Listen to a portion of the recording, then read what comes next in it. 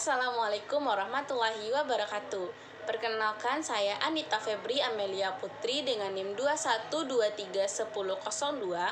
Pada video kali ini akan menyampaikan materi genetika pada kuliah genetika, yaitu tentang alel letal dengan dosen pengampu Ibu Tuti Lestari, SSI, MSI. Baiklah, selamat menyaksikan untuk video pembelajaran yang akan saya sampaikan. Pada materi alel letal ini terdapat dua pembahasan yang akan dibahas, yaitu yang pertama pengertian dari alel letal dan yang kedua ada macam-macam dari alel letal. Alel letal merupakan suatu kondisi di mana keberadaan alel homozigot dapat menyebabkan kematian. Kematian yang terjadi pada individu tersebut disebabkan karena adanya tugas gen aslinya adalah untuk membunuh karakter atau bagian tubuh yang sangat penting. Nah, dengan adanya gen letal menyebabkan pertumbuhan bagian tubuh tersebut terganggu, sehingga menyebabkan individu itu untuk mati, atau pada masa embrio atau sampai beberapa waktu sesudah dilahirkan atau subletal.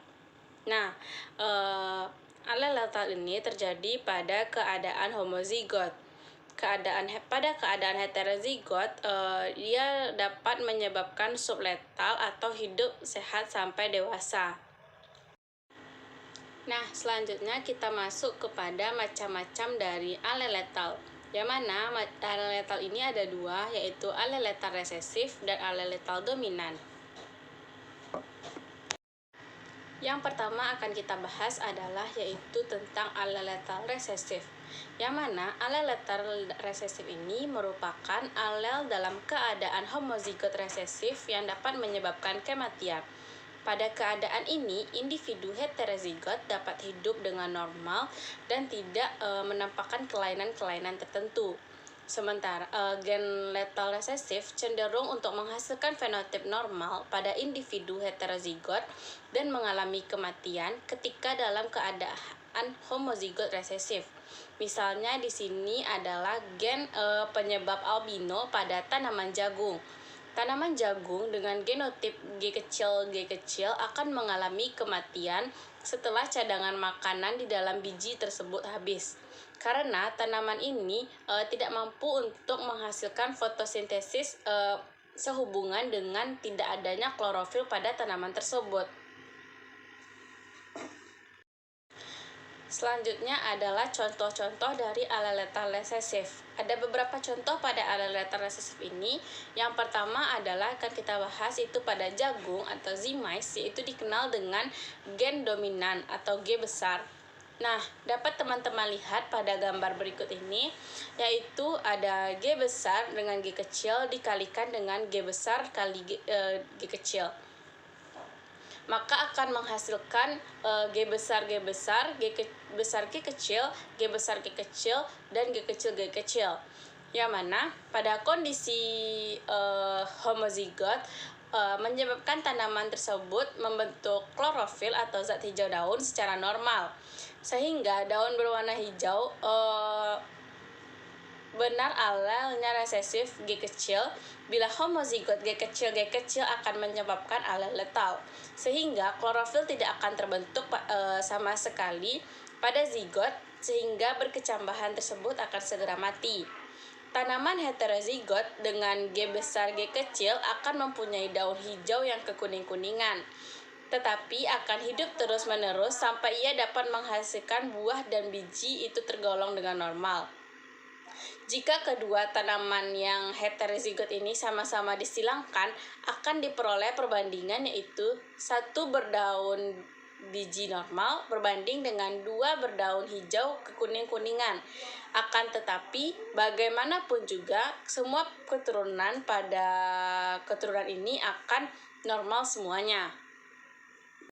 Yang kedua ada pada manusia dikenal dengan gen letal resesif.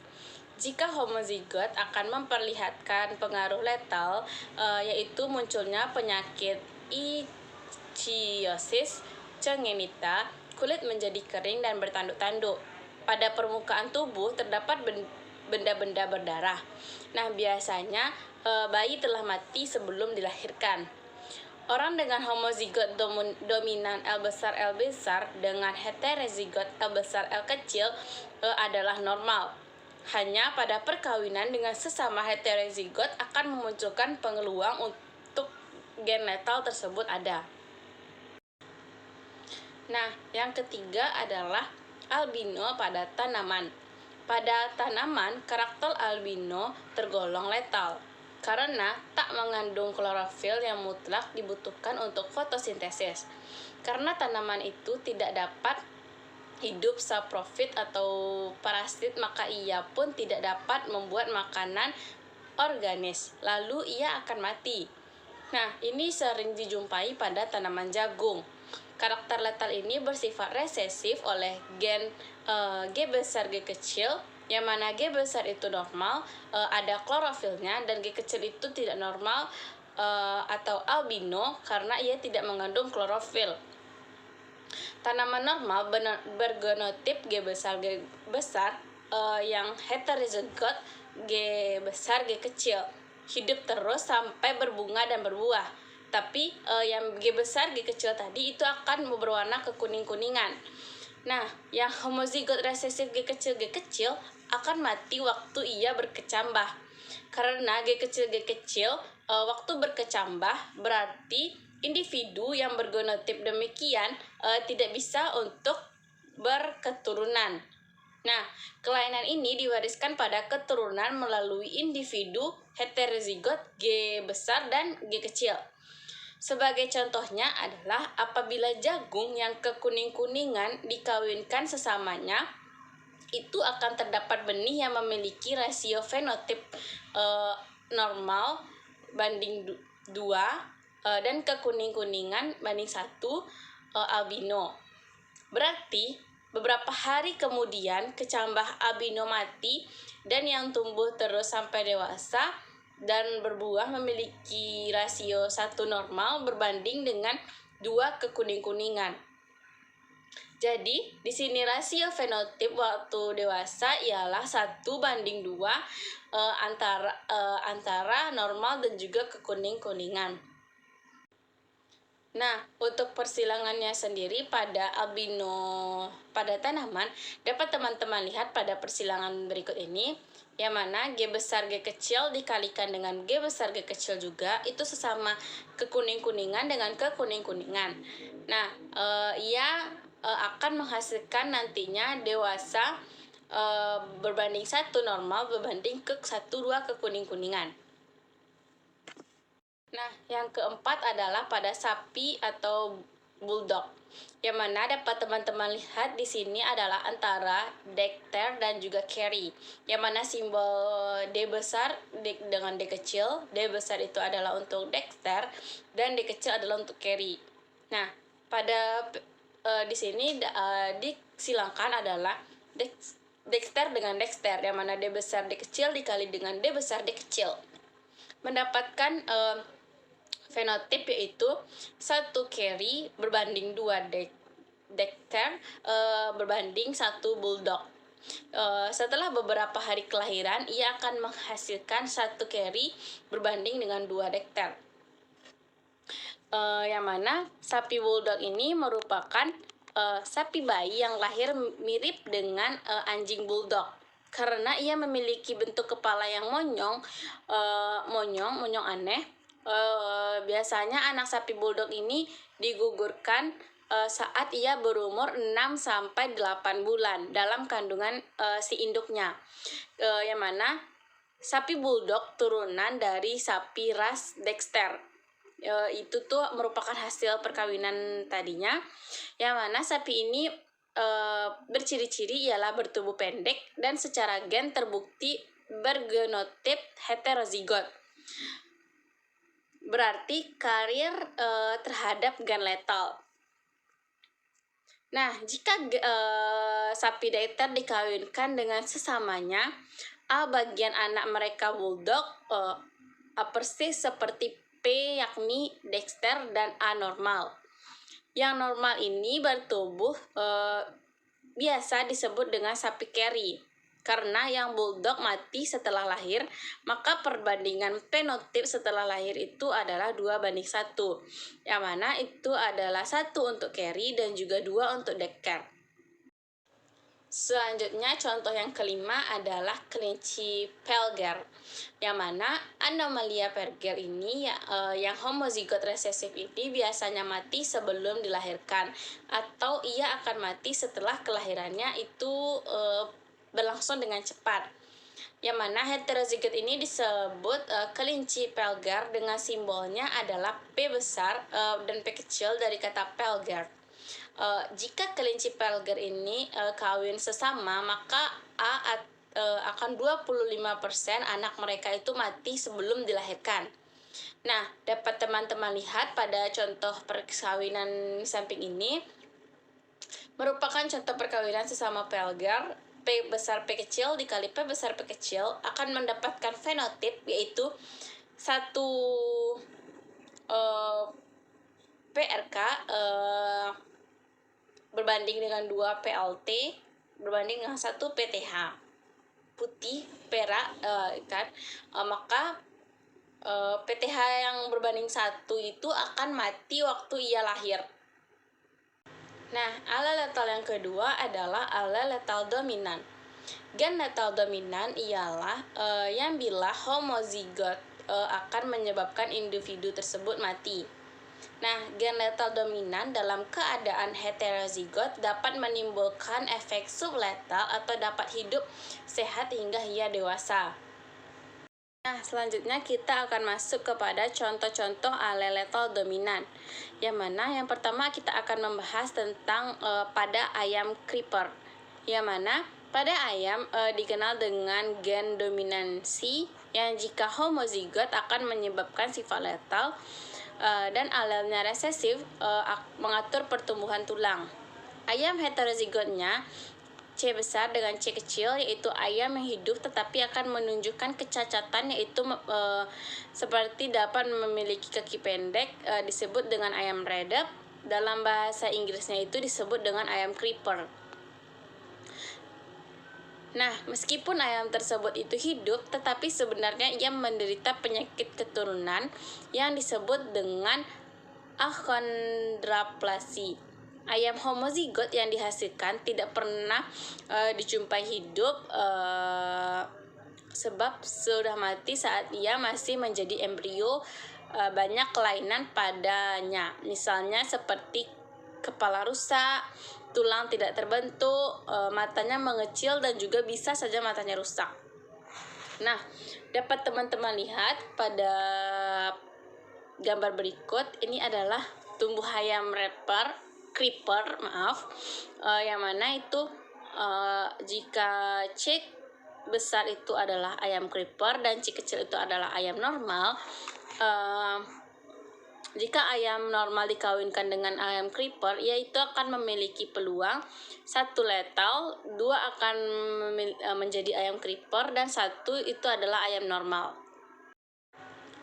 Nah, perkawinan pada 2 ayam creeper menghasilkan perbandingan 2 ayam creeper berbanding dengan 1 ayam normal berbanding dengan 1 letal. Bagaimana jika gen letal C besar itu tidak pernah ada atau bisa terjadi pada ayam creeper? Sebenarnya ayam creeper itu dihasilkan dari ayam yang normal. Salah satu gen resesif si kecil itu mengalami mutasi gen dan menjadi gen dominansi. Nah, perhatikan papan catur persilangan ayam creeper berikut ini. Itu betina creeper dikalikan dengan jantan creeper itu menghasilkan nantinya 1 akan mati, 2 adalah menghasilkan ayam creeper, dan 1 menghasilkan ayam normal. Nah, yang kedua selanjutnya kita akan masuk kepada contoh ayam berjambul, yang mana karakter ayam berjambul ini pertama kali diamati oleh Charles Darwin pada tahun 1887. Nah, bulu di kepala panjang dan tegak, ayam ini dapat menarik dan banyak disayangi oleh orang, sehingga banyak diternak sebagai binatang kesayangan. Nah, ayam berjambul ini bergenotip Crer yang homozigot dominannya C besar R kecil, C besar R kecil, dan mati waktu embrio diirami sekitar 10 hari, atau itu normalnya adalah 21 hari. Jika diperiksa tenggorak embrio itu, ternyata lubang tulang dahi itu besar sehingga otak daerah cerembrum menjulur, membentuk burut atau hernia. Nah, jika ayam berjambul dikawinkan dengan sesamanya, maka bagian terluar itu akan menjadi, yang Y di luar itu akan menjadi, dari yang menetas 1/3 tak berjambul normal, menjadi 2/3 lagi berjambul. Nah, selanjutnya yang ketiga adalah ayam redap.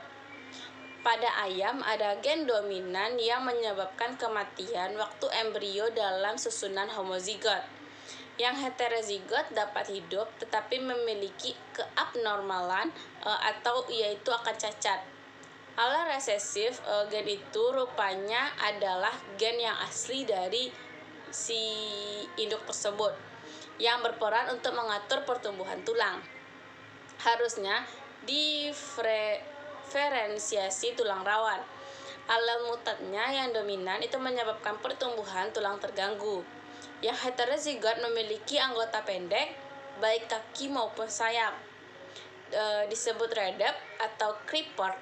Simbol genetisnya adalah C besar P kecil dan C besar P kecil. Yang homozigot dominan kalau diperiksa yaitu memiliki aneka kelainan atau kecacatan, yaitu bisa seperti mata bercelah, tubuhnya tuh lebih kecil, atau tak memiliki kelopak mata, atau kepalanya rusak, atau rangka tak mengalami ossifikasi. Nah, bisa teman-teman lihat perkawinannya pada gambar yang telah tersedia ini menghasilkan 2 ayam redap dan 1 ayam normal. Umumnya, C besar P kecil, C besar P kecil mati ketika albino itu diirami selama 3 hari. Kadang ada yang bertahan hingga 16 hari iraman atau 19 hari endaman pada waktu ia menetas. Meski ayam C besar P kecil, C kecil, P kecil hidup dengan kaki pendek, redap, dan nampak biasanya, tetapi sesungguhnya ia mengandung penyakit keturunan yang cukup kronis yang disebut dengan achondroplasia. Pada tabel di samping itu diperlihatkan keturunan redap kalau kawin sesamanya itu rasio fenotip F1-nya adalah 2 redap banding dengan 1 normal.